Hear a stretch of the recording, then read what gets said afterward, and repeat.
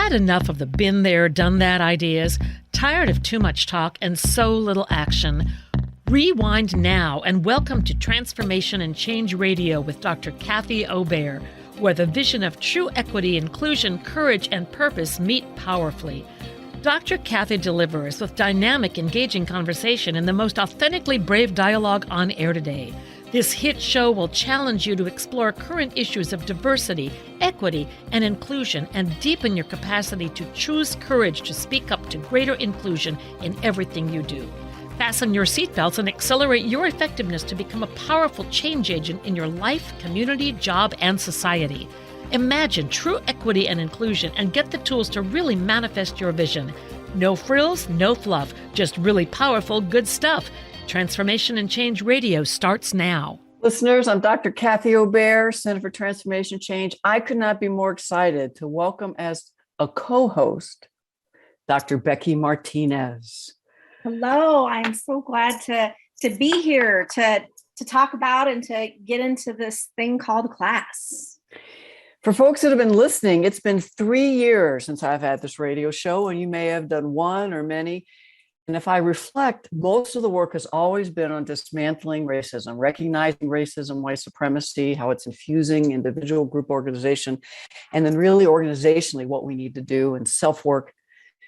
And Becky, when you came on my show, which is now our show, in December to look at issues of class and classism, which you've been writing about, speaking about for years, living with for decades, I just got so clear that I wanted to use the next series. I don't know if we'll do the entire year or to really look at dynamics of class, classism in a similar way to race. So I just want to personally thank you because this is time, energy, investment to be a co-host as we really unpack class and classism and learn, at least I'm going to learn a lot and hope the listeners will really do their self-work as they prepare to be organizational and societal change agents.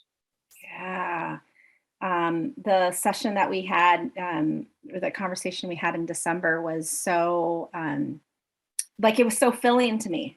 And just being able to be in conversation around what is class, how does it play out in our lives and our organizations and with our teams and with ourselves and with our family. And my hope is that we can continue to do that in a clear space, because oftentimes class gets conflated with or added onto or completely ignored, because it is sometimes not an easy conversation to have. I know personally, I feel guilt and shame, embarrassment, and we'll get to this because today we're going to do a lot about our own class journeys, inviting you to reflect on yours. And as I think about why we wanted to really delve into class for however long, I get into organizations and I join you. The hierarchical dynamics of classism, the elitism and the culture, the climate, titles, what your degree is, its intersection with all race. I mean, it just keeps going. We're going to keep focused on class with the intersections, trying to break the secrets.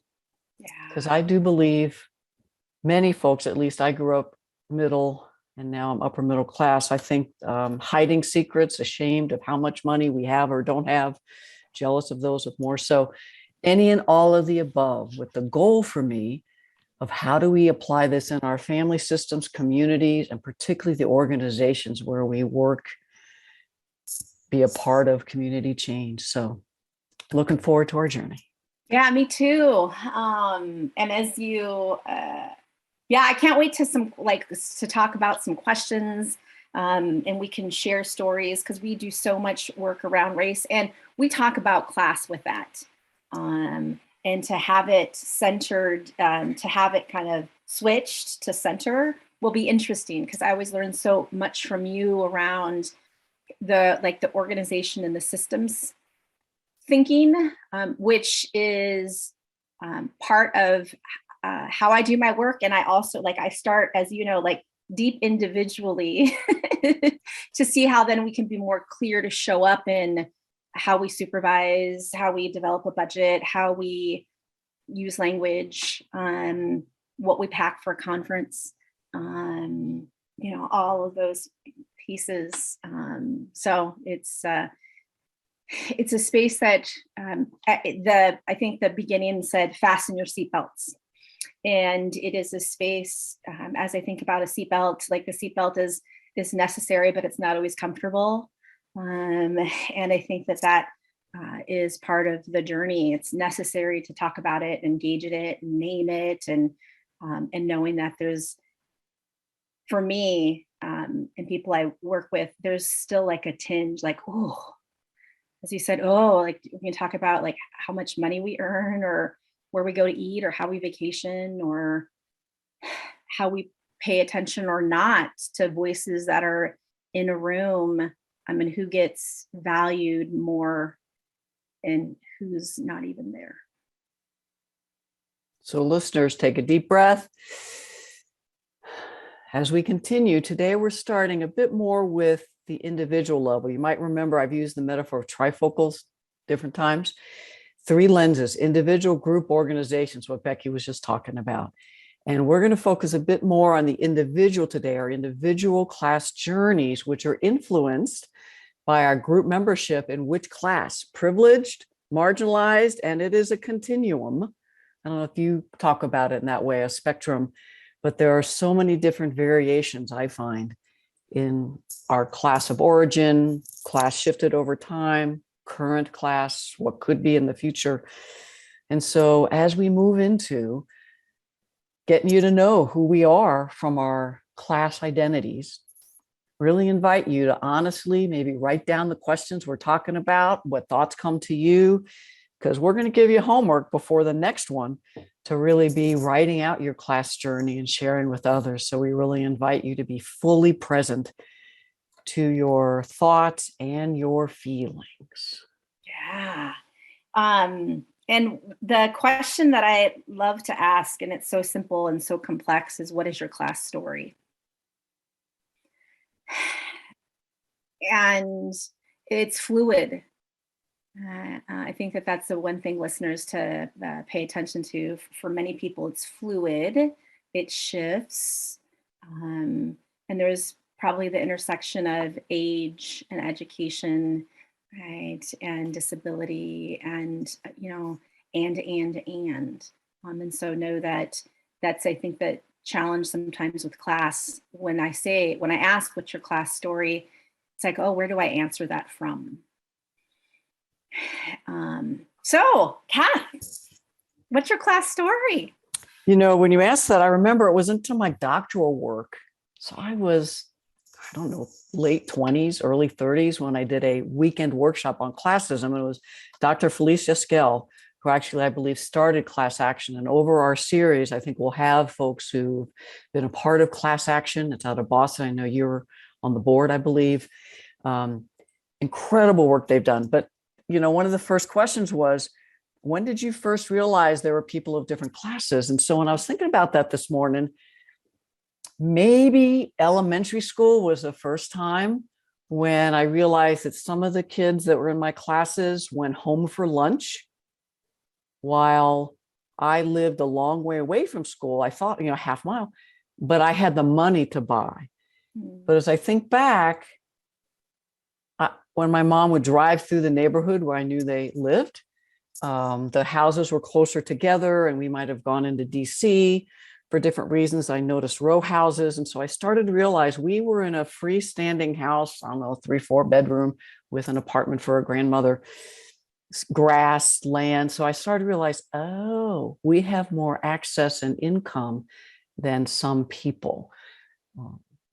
But then I'm like, when did I realize people had more resources? Because everybody where I grew up was middle class / a little professional class. And then when I got to junior high, I was like, oh, I started seeing people that actually had much more. They were up on the hill in Cheverly, Maryland, doctors, lawyers. And when I would walk up there, I'd see them in church.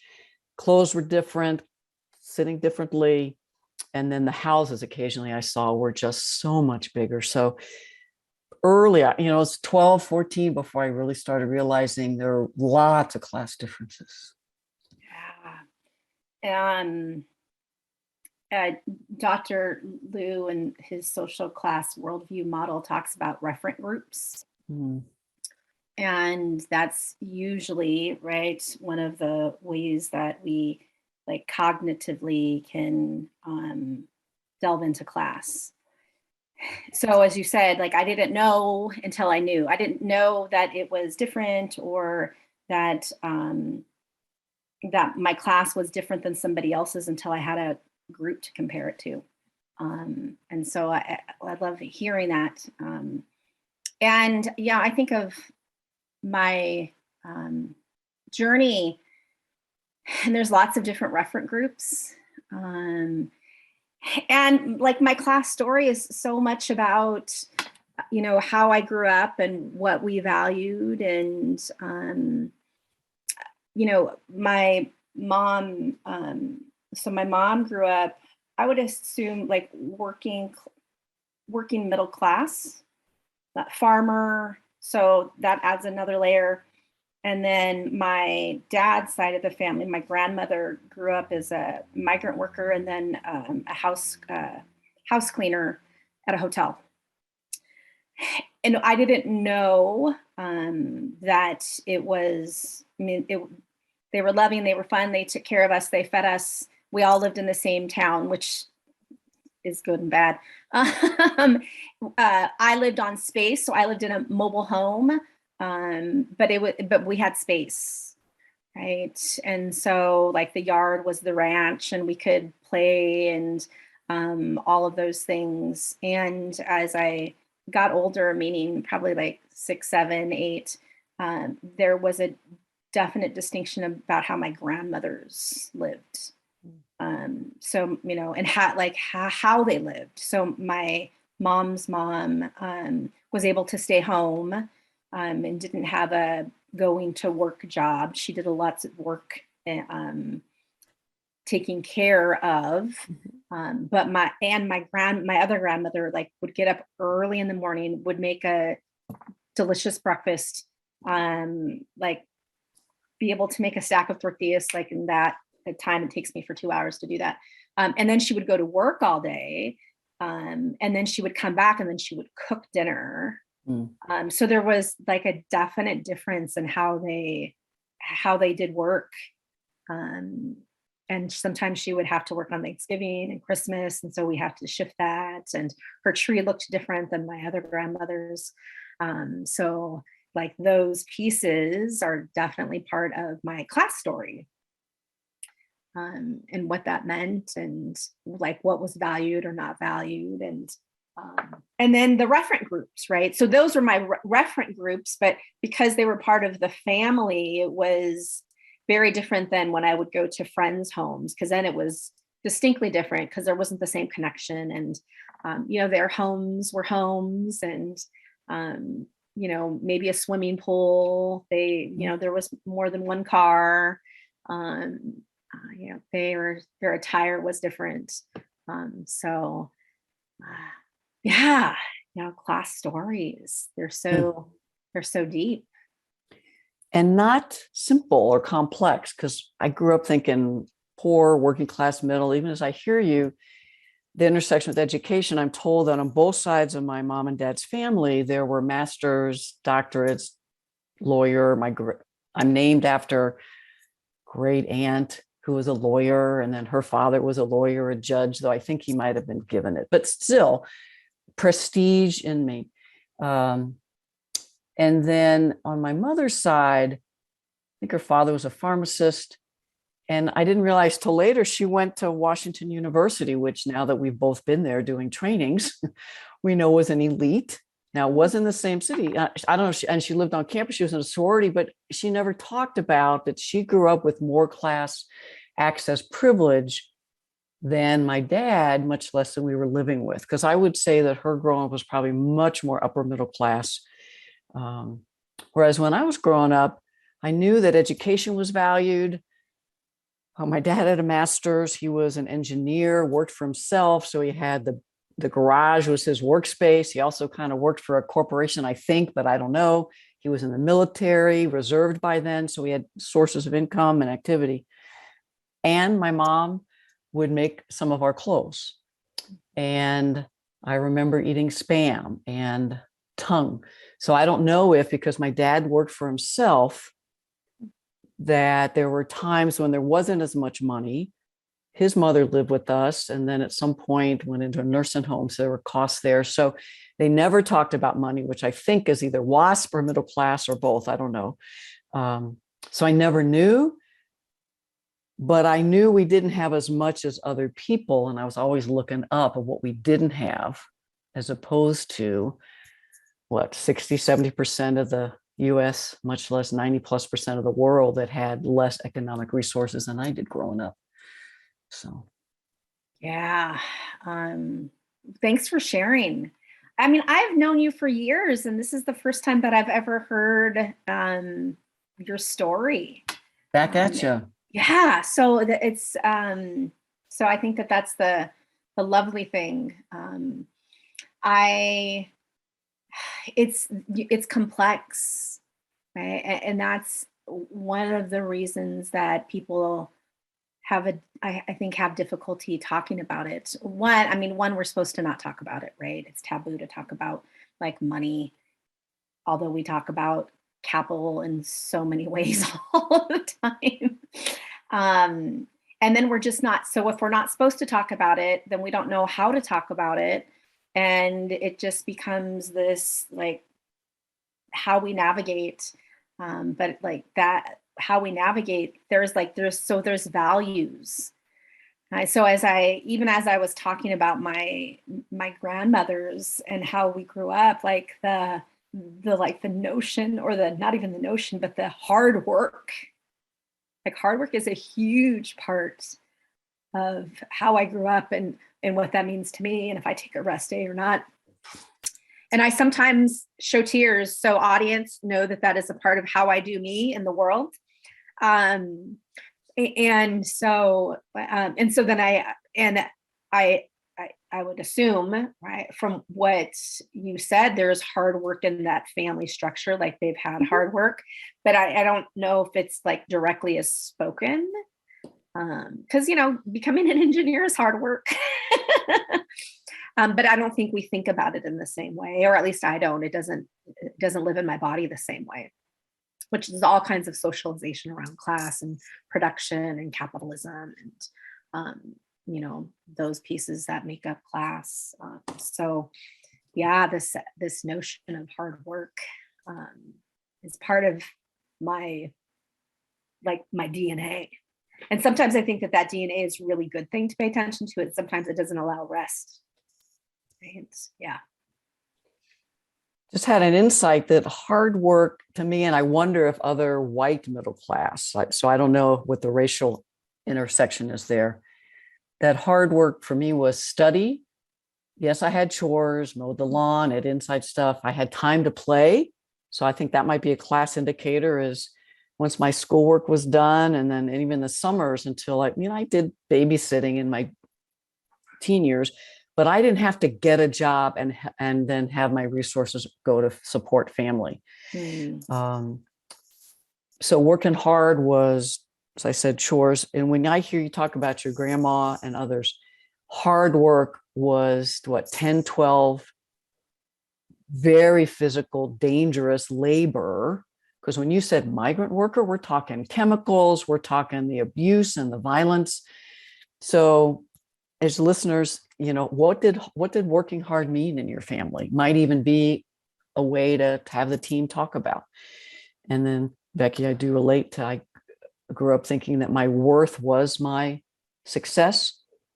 And so I don't know, I think that might be a middle class thing too, but that I might be because of woman, but I was only worthy if I was helping others, if I was supporting others, if I was working hard, producing, whereas folks that were rich and living off their money were not helpful and useful. So somewhere I got that combination of, so I was proud to be working class, and I worked hard and I earned what I did, and I went to college and master's, and I worked hard and got a doctorate. But I was that individualism, because one of the questions you added was benefits, but also obstacles. That message that you're an individual and you get what you deserve back then had me judge folks that did not have as much. So folks that were poor, working class, I still struggle with the lazy, not working hard, alcohol, even though alcohol is my family, I'm a recovering alcoholic, they were the alcoholics, drug abusers. So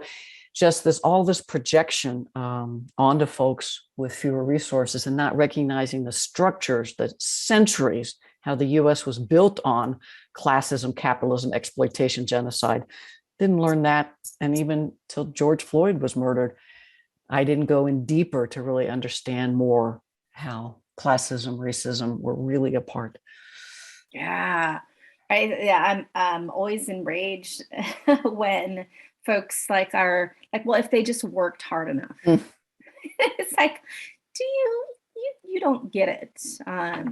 So the notion again of work, right? And again, like very labor, what is the manual labor or physical labor that people put into their jobs? And sometimes that is how I will judge people because I know I do good work, and I know that my work is helpful to the world.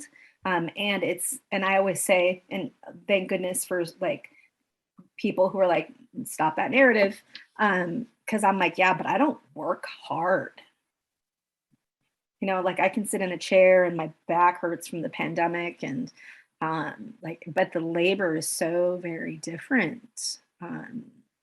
And my joints and my hips and my back aren't going to be needing surgery or in dire pain when I am 60 or 65, unlike people who have been laboring, physically laboring.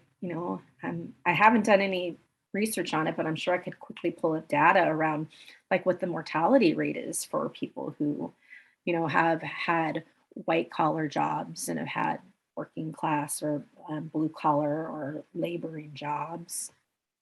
Yeah. And how do we treat our groundskeepers, right? And custodians and people who are making our spaces clean and pretty, and are we paying attention to aches and pains, and do we allow maybe more breaks for them to sit and rest and get warm because it's cold outside in some spaces, right? How do we even create times for them to be able to rest their bodies during a work day? I remember I went to college, and literally the first day I started work in the dining hall. And so I'd be doing the dishes, sometimes serving food. And I just flashed that in the back making all the food were Black women who probably were born and grew up on the Eastern Shore of Maryland. And this was a private liberal arts college in Maryland. Besides hello, I'm not sure I interacted much unless they were directing me to do something. I was hanging out with the other middle, upper middle, if not rich folks who could afford to go to this liberal arts college. And I also was very aware that to be able to buy books, I was an RA for 3 years. I worked in the bar also at night.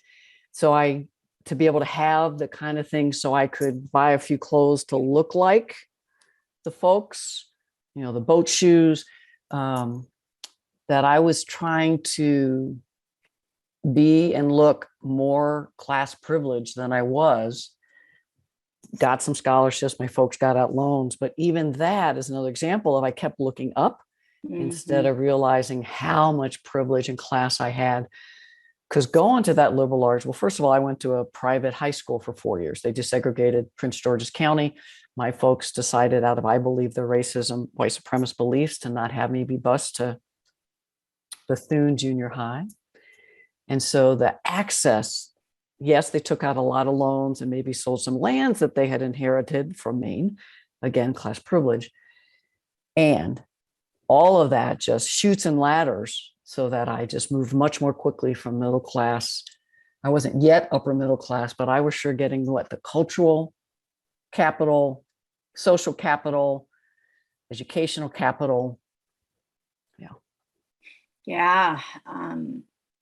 I always get thrown when I am traveling and I'm in a hotel and the cleaning crew is white, because I'm so used to the cleaning crew being brown, um, uh, and then black and then white.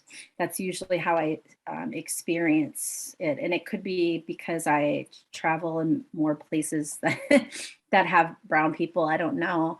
It's usually women. It's usually brown women that are speaking a language other than English. And like, how do we humanize those people and just say good morning or hello or thank you? Um, and that's the bare minimum. Like, that's a very low standard. And sometimes when I try to be in relationship with them, whether it's like 2-minute conversation, they're not used to it. They don't know how to react to it. They're supposed to get their work done, so maybe it's frowned upon because they've got to get a certain amount of rooms done in a certain amount of time. But how do we like humanize the people that are that are cooking our food in our dining halls or cleaning up after ourselves? And but there's a disconnection around that. And sometimes like I even feel guilty, like, should I say hi? Well, I don't want to disturb them. I'm embarrassed that I don't speak the same language, right? Like, so there's all of that internalized narrative that happens. And like, we can talk with people on, how do we make that to be a norm? Even in our, discomfort of staying in a hotel and what that means that people are serving or us. And even the word serving us is such a space. So we'll keep finding differences. I expected to be served. So whether it was a restaurant, like we're paying money, service. So hotel, I expected. So that sense of entitlement, and I couldn't use that word till maybe, I don't know, 5-10 years ago.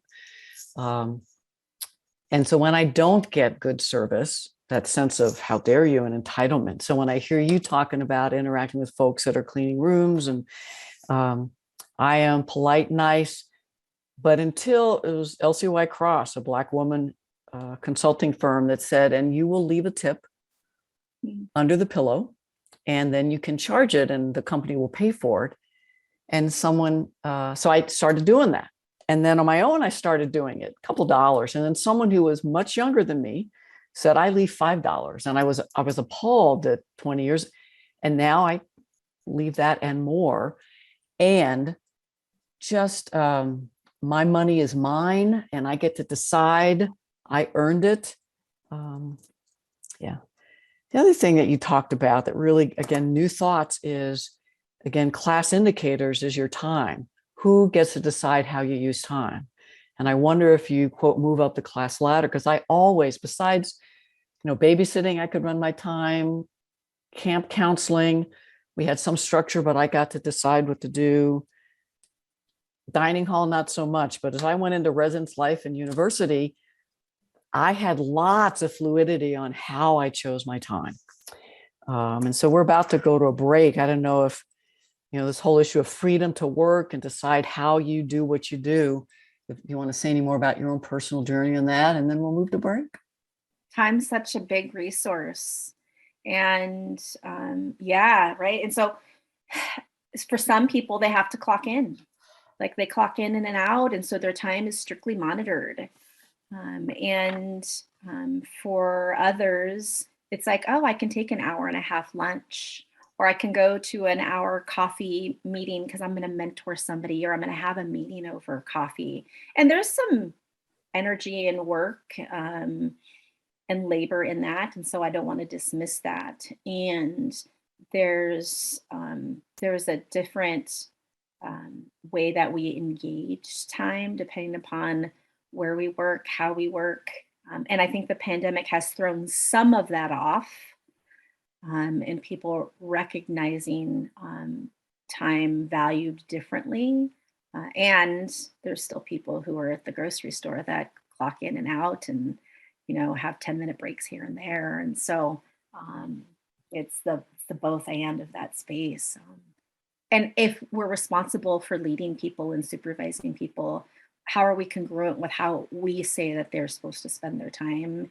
Or how do we role model and create policies that they could spend their time differently than what the structure is designed to do? Listeners, take a deep breath.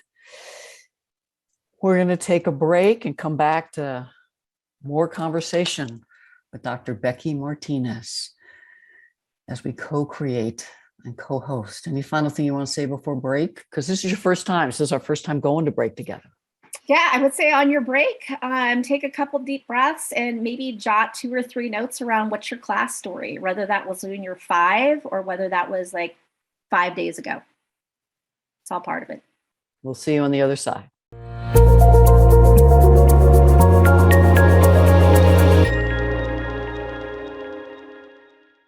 Hello, welcome back. I'm here with my good friend and colleague, Dr. Kathy Obear. And I say doctor because you earned some of that, Kathy. And we're talking about class. And so prior to break, we had talked, giving you the homework or the reflection to write a couple of things around what's your class story. And during break, Kathy said, hey, you didn't name your class story, like your class. So that's interesting. I think that I make an assumption. And so I define myself as straddling class. Grew up working class, sometimes working class poor, and am now middle class and upper middle class, depending upon the capital, because there's so many pieces of capital that are a part of my class story. So I always pay attention to those.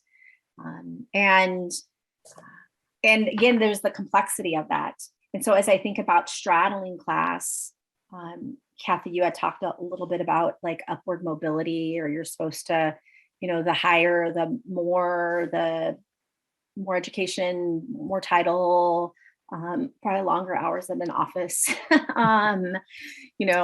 Those pieces, I think that is how capitalism is set up, right? Is to like more, better. And if I think specifically in academia, right, it is the further degree. It is the further degree from this institution.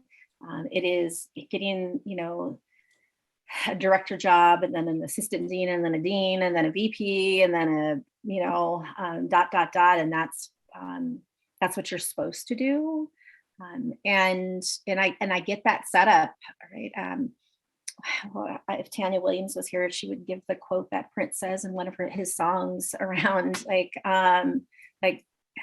money can't buy you happiness, but it can buy you like things to do, right, to be happy. And so for me, it's holding all of that as real, and all of that is like, what are we buying into or not buying into? And if we think about education, we think about the upward mobility myth, that's what we're supposed to strive for. And if we don't, then we're like less skilled or competent or not as smart or not driven. And it's like, the the person who builds houses is pretty driven.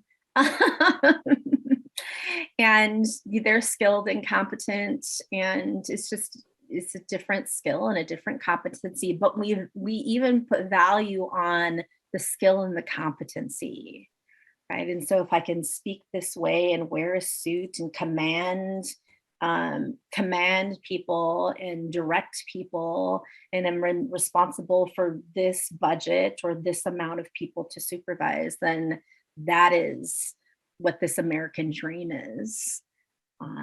And some people don't have access to get to even that platform, and some people don't want access to that.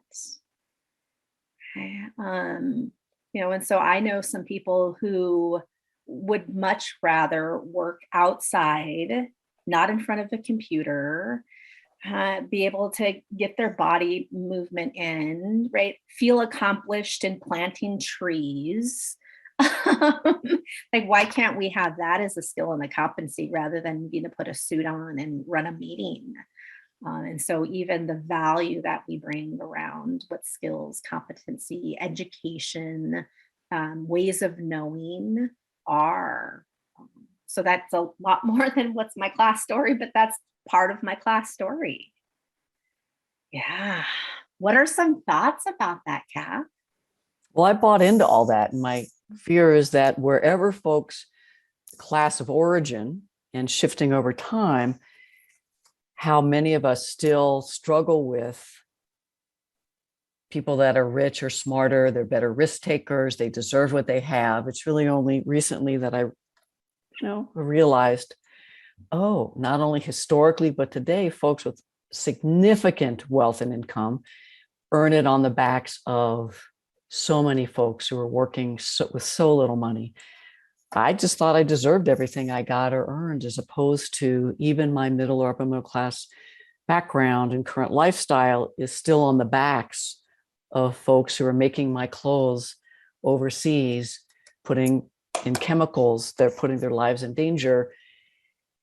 I have to breathe when I really think about how I live this lifestyle, because billions are exploited. And so if that was too much for some folks hearing it, just keep breathing and keep coming back. The part of straddling, maybe a while I quote straddled middle class, upper middle. But I think when you say straddle, you're talking about poor, working class, middle class more. And I just think so many folk that we work with, especially college, universities, K-12, that's their life experience. And I don't know if you'd be willing to talk more about straddling. It is. And yeah, so one, there's the assumption that if we have particular, like if we work in academia, particularly, but I also think in some nonprofits or in government agencies, so there's, or even like, corporate, there's an assumption that if we work in there, that in particular positions, that our class of origin is middle class. So there's this assumption that, if somebody's a professor or if they're an associate director, right, or even a program coordinator, even. So again, class to language, right? That they are from at least a middle class background. And that's so untrue.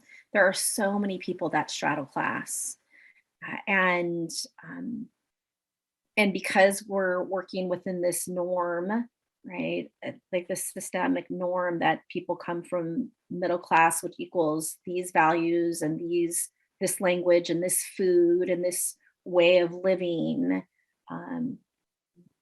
that's just assumed. And so then people who don't come from that, there's like a huge clash, or there's I got to assimilate, or I've got to mask, right?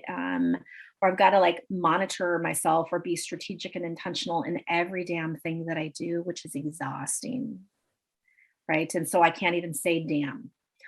Because it's unprofessional, right? And it's not what a woman says. And I mean, so there's like all of these layers. And how do we create spaces so that we can storytell, so that we can say we show up in a different value system? And so most days I can show up in a perceived middle class, right? That is how people would perceive me if they speak with me, if they know my name, what my title, that know that I have degrees, see what I drive. And that's not incorrect. Like that's a real assumption. And like there's this like deep within my body way of thinking and being that they can't see. And like I very much like I have these like working class values, again, of work or of ethic or integrity, which I'm always trying to talk with Jacob about, who's 10, right? Who's my 10-year-old nephew. And he has grown up in a middle class plus life. So there's these assumptions of like, let's get something to eat every time that I pick him up from school. I'm like, that costs money, right? But he has a different lens. Or like when we stay at hotels, right? He knows that because I have status in Hilton, that we get free water and we get free Wi-Fi. And sometimes, well, in the pandemic, it's been a little different, but there's access to a lounge where he can then get, things. So that is his like standard. And I'm like, what in the fuck is this? And it's like trying to reconcile that is really challenging, right? And so even how we raise our little humans, right, or the generations that come after us. So it's not even like Becky straddling in her own life, it's straddling in a family, straddling with parents, straddling with younger folks. If it was just, I think, me navigating, and lots of us navigating our straddling world. Ooh, excuse me. Something's in there. Something came up. Yeah. But it is like then you're straddling all these different areas of life that kind of bump up against each other. And how do we have them do it? Like, I think, how do I have them do a dance together rather than bumping up with each other? And that is a challenge. Who is Dr. Torres Flaboda, I think, who I can't wait to have on the show, who did some research or doctoral work on class straddling, if that sounds accurate. Yes. So I think that was the first time I'm like, oh, as a concept. And then to see how many folks, not only, as you said, in the workplace, but how many college students, folks at universities are straddlers. I'll ask, who's first generation college? Who grew up in a class other than where you are? And it's, 60, 70%. And so when I think about all the class privilege I have that I better recognize today, when I'm out consulting, I forget sometimes that 60, 70, 80% of the folks potentially I'm working with could have a very different class story and still may carry those wonderful experiences and values and the depth of classism and oppression that they've experienced and still do. And I wrote the word imposter down because I wonder if that's also a theme across class. Because I know as a middle class, when I was working in corporate consulting, I was, like you said, I was trying to mask and present, and I bought suits and listened to how you're supposed to talk. And even though I had middle class privilege, education privilege, I still was feeling less than, not enough, not as smart. They're going to find me out. And so I don't know if it's even more so for folks that straddled, grew up poor, working class, that now might be middle class or plus, that whole imposter fear, you're going to find me out, shame, guilt. So all the time. I mean, imposter syndrome is something that I hear almost all the time for people that are straddlers. I often don't feel imposter syndrome. Like every so often it creeps up on me, which I really attribute to my parents. Like you can do what you want, how you want. I mean, they ain't perfect parents, but they did some good shit around that. I will say that sometimes I just don't feel comfortable. And I don't equate that to imposter. It's just like, oh, like I feel comfortable in this space or this space or this space. So maybe I've also been able to reframe that. Again, every so often it creeps up. And I think that I've done a lot of self-work around that. So I've had the opportunity to delve into that in deep, challenging, painful, joyous ways. Like, yeah, I'm not going to do that. I'd rather do this. How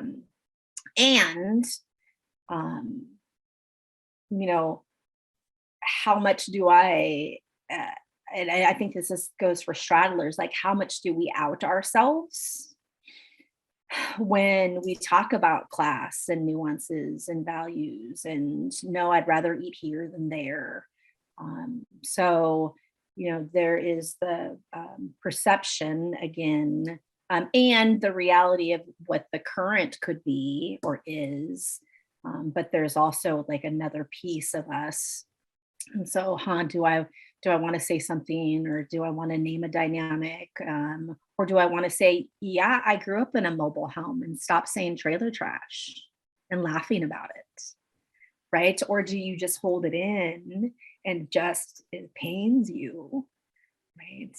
And so I think that there's these different ways of, imposter, like feeling like I'm an imposter. Not enough, not good enough. As we have more people, because our thinking is to bring one or two folks each time, but maybe it'll just be us again, to talk a bit about their class journey and also how it manifests in their lives. And because as I'm hearing you, just the internalized classism, which may be very different given I grew up middle class / professional. You grew up, as you said, working class, sometimes working poor, farm. And internalized classism shows up in many ways, and how you've done more healing than I think I have. Some of my internalized classism, not only I'm not good enough, but also I'm better than. And so listeners, depending on as you do the homework, journaling your class journey, sharing that on the team, maybe, or with people you trust in your family systems, friends, just begin to notice again, feelings and thoughts, those questions of what did I learn? What was I expected to do? What you can't talk about. You just have a few minutes left. Yeah. So I, on social media, on Facebook and Instagram, I didn't put this, and I think I actually put it on Twitter. I asked like growing up, what was a fancy restaurant for you? And it was such a beautiful thread. And there was so much class there. Most people I knew, and I knew most people were straddlers. And there was a lot of like Pizza Hut, right? Or we didn't go out much. And Dr. Mamta Akapati, she beautifully put in there, like, so she responded and she said, these are buried precious memories. And I was like, they are, and so like precious memories, but also buried, right? Because it's not something that we are supposed to talk about, or that we've tucked in this little space.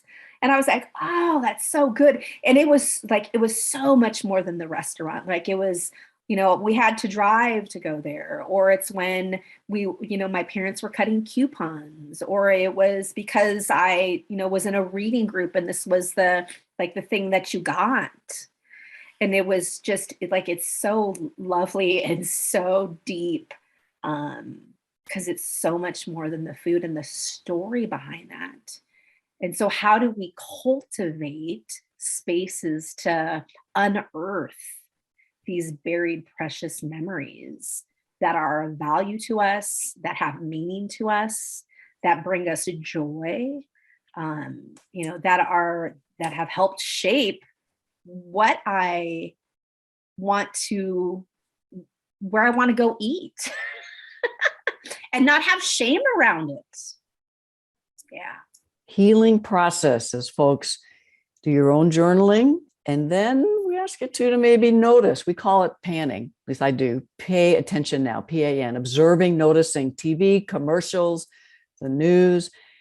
I want to suggest, how much do you see middle class and upper middle class portrayed as the norm as you look at movies, books, magazines? So look at everything with a class lens, including your organization, policies, practices, interactions, how people talk about what they did on the weekends, maybe even winter break, vacations, when and how they go to coffee, if they'll just go to the cafeteria, which in itself, or if they go to Starbucks for $8, right? So just breathe.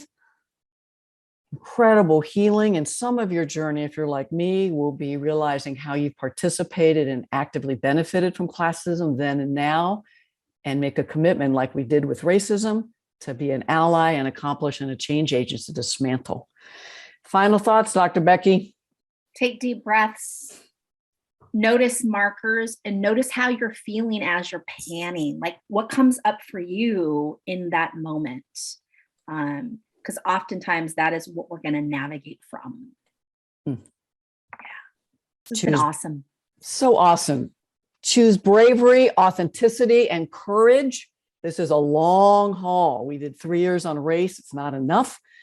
But if you've really been with us, I think you have lots of self-working tools. Strap in, as you said, seatbelt. Seatbelt. Becky, thank you so much for just investing you as we are on this journey together. I'm Dr. Kathy Obear with Dr. Becky Martinez, Center for Transformation Change Consulting. We'll be back next month with more and deeper. Any final word? Go find joy. Also, even in your class story, go find joy. It's right there. Go well these days. Awesome. You've been listening to Dr. Kathy Obear on Transformation Talk Radio. Thanks for tuning in, and be sure to catch us next time as Kathy inspires listeners to become agents of change, motivate, innovate, and speak truth to power. Step into the courageous you that will change the world. Connect to life-changing conversations to extend your reach. For more information on Kathy and her work, please visit drkathyobear.com. That's drkathyobear.com.